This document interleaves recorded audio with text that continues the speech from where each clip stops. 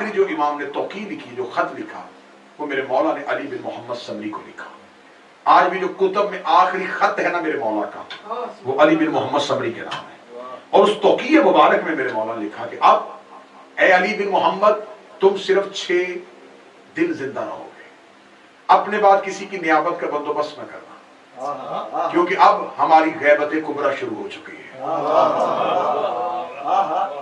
और अब अगर कोई हमारा शिया हमसे मिलना चाहे तो उसे कहना कि आरजू करे। गैबत सुन लेना। आज यहीं पे गुफ्तगू रुक जाएगी और कल से हम ज़हूर पे आ जाएंगे। इमाम ने फरमाया गैबत तुम्हारी तरफ से है, हमारी तरफ से नहीं। बिल्कुल गलत अकीदा मेरी कौम के बच्चों में और जवानों के ज़हनों में पाया जाता है कि शायद मौला किसी एक गार में, किसी एक जजीरे में है और मौला वहां है और जब हुक्म होगा तो वो वहां से आएंगे। मौला खुद अपनी तौक़ी पे लिख रहे हैं गैबत तुम्हारी तरफ से है, मेरी तरफ से नहीं। तुम मुझे नहीं देखोगे, मैं तुम्हें देखूंगा। सिर्फ तुम मुझे नहीं देख पाओगे, ये ज़हन में रखना कि मैं गायब नहीं हुआ, तुम बस मुझे नहीं देख पाओगे। गैबत तुम्हारी तरफ से है, मेरी तरफ से नहीं। और इमाम सादिक से एक बंदे ने पूछा था कि मौला ये आपके कायम की गैबत क्या होगी? मौला ने फरमाया गैबत 2 किस्म की होती है और दोनों गैबतों का जिक्र कुरान में। उसने कहा कौन सी?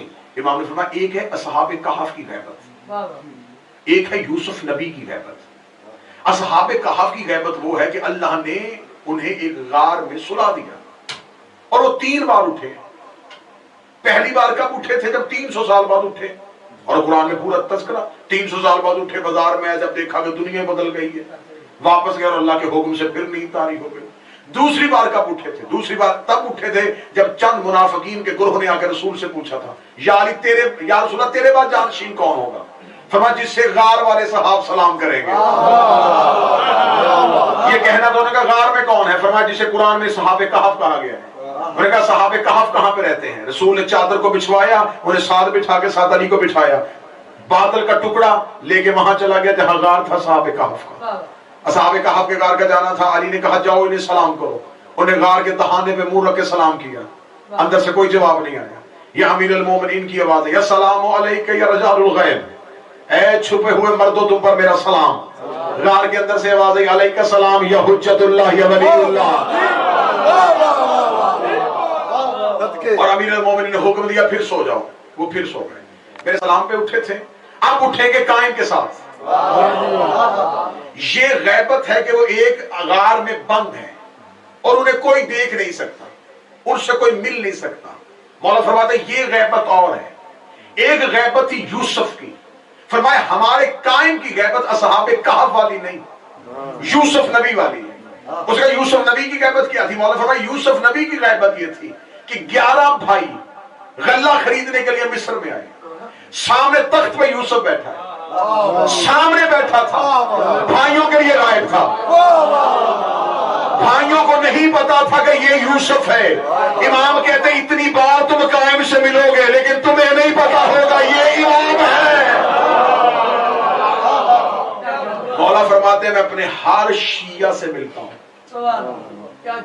मालिक फरमाते जब मेरा ज़हूर होगा तो मेरा हर शिया मुझे देख के कहेगा मैंने तो आपको देखा हुआ है। अब गैबत आज के बाद गायब का असूल ये बनाइएगा, गैबत का असूल हमें नजर नहीं आ रहा है, वो हमें देख रहे हैं। मौला फरमाते मैं तुम अपने शियों की खुशियों में शामिल होता हूं। मौला फरमाते मेरे किसी शिया के घर में गम हो सबसे पहले मैं वहां जाता हूं। मौला फरमाते तुम मेरे इतना यकीन रखो, इतना यकीन रखो कि अपने घर में रहने वाले बच्चों को बताओ कि बेटा हम घर में 4 या 5 फर्द नहीं रह रहे, इस घर में हमारा इमाम भी है। क्या कहने के बाद मालिक फरमाते हैं कि मेरी गैबत छुपी हुई ना समझना वरना गाफिल हो जाओगे। यही वजह है कि आज हमारे पास गैबत का असूल क्या है, वो जगह पे जजीरे पे हैं, जब उन्होंने आना होगा वो आएंगे, हमें आवाज देंगे, हमें बुलाएंगे। मौला फरमाते ये है मेरी गैबत से सबसे बड़ी गफलत। शहनशाह फरमाते तुम मजलिस करवाती हो, मैं तुम्हारे साथ होता हूं, तुम्हारे घर में खुशी होती, मैं तुम्हारे साथ होता हूं। इतना मेरी मौजूदगी का यकीन करो कि अगर एक बेटा बाप के सामने सिगरेट नहीं पीता कि बाप की आंखें मुझे देख रही हैं, तो उसे गुनाह करते हुए ज़हन में ये रखना चाहिए कि मेरा इमाम मुझे देख रहा है। मौला फरमाते हैं कि जो मुझसे मुतसिल होना चाहता है, जो मेरा नासिर बनना चाहता है, सिर्फ एक चीज अपने ज़हन में बिठा दे, मेरा इमाम मुझे देख रहा है। मौला फरमाते जब तुम इस यकीन को बिठा लोगे, फिर तुम में और मेरे दरमियान कोई फर्क बाकी नहीं बचेगा। तो मुझे इतनी जल्दी पा सकोगे जितनी तुम्हारी सोच है, अगर तुम ये जान जाओ कि तुम्हारा इमाम तुम्हें